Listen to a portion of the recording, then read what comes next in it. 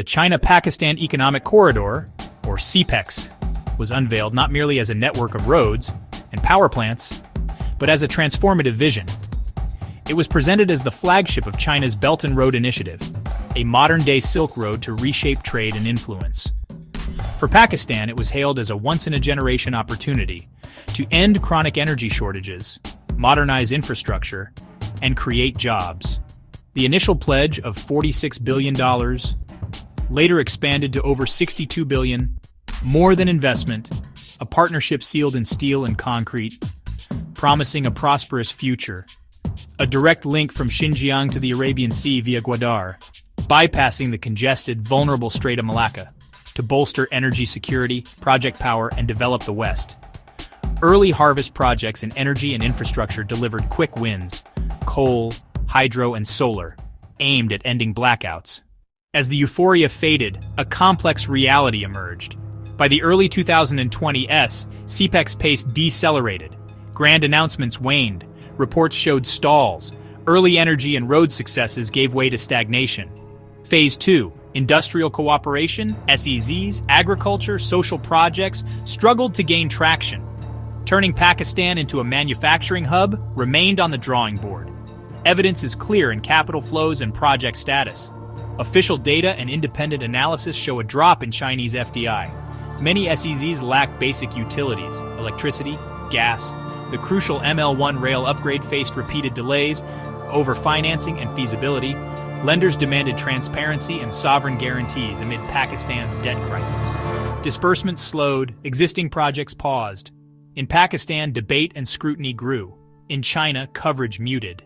CPEC no longer the poster child as Beijing recalibrates amid a tougher world. The narrative shifted in both countries, from fanfare to caution.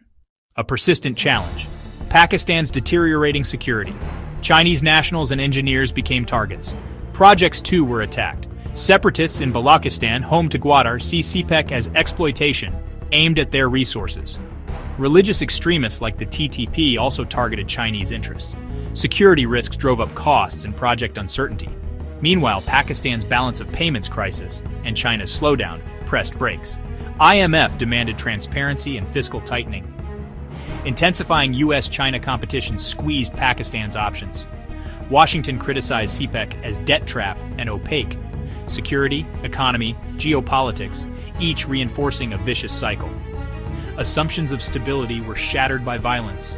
Takeoff hopes became a solvency struggle.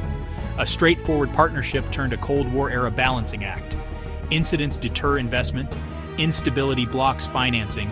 Rivalry narrows choices for Beijing and Islamabad alike. The writing on the wall, data and declarations. The slowdown is substantiated by hard numbers and statements.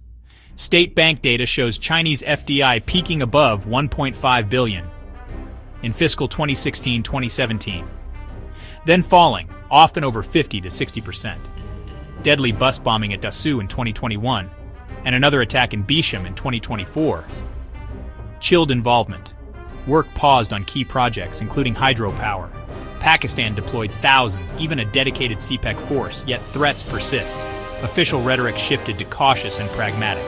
Beijing now stresses a safe, stable business environment and internal reforms. 2023 discourse: recalibrate BRI towards smaller, sustainable, less risky ventures.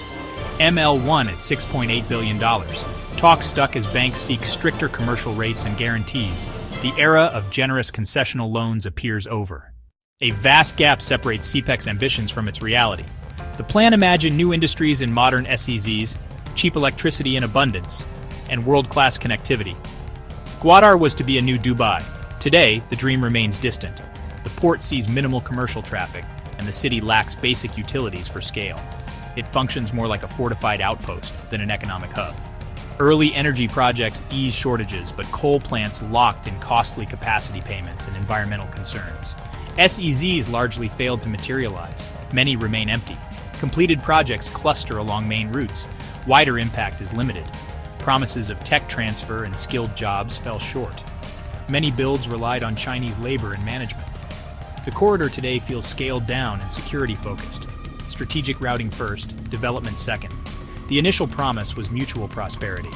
The reality: China's strategic gains prioritized. while Pakistan bears debt, security burdens, and unmet expectations. A cautionary tale of two corridors. The aftermath. Pakistan's precarious position. Power and infrastructure loans at commercial rates, USD repayments, and capacity payments strain reserves. Prices climb, exports suffer, paradoxically hurting the economy CPEC aimed to save. Unfulfilled promises fuel disillusionment and division. Islamabad balances an all-weather alliance with demands for transparency and discipline. Friction grows. Beijing seeks security and stability. Ties feel more transactional. The future stands at a crossroads. No easy return to early optimism. One path, stagnation. Existing builds finish.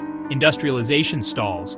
Gwadar shelved. Second, a reset. Smaller, sustainable projects. Debt relief.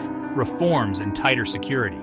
Third, diversify. Gulf, US-EU, rival initiatives, while carefully managing China ties. Corridors need security, sound economics, and genuine mutual benefit. Will China and Pakistan adapt a sustainable model? Or will CPEC remain a quiet highway to an uncertain future?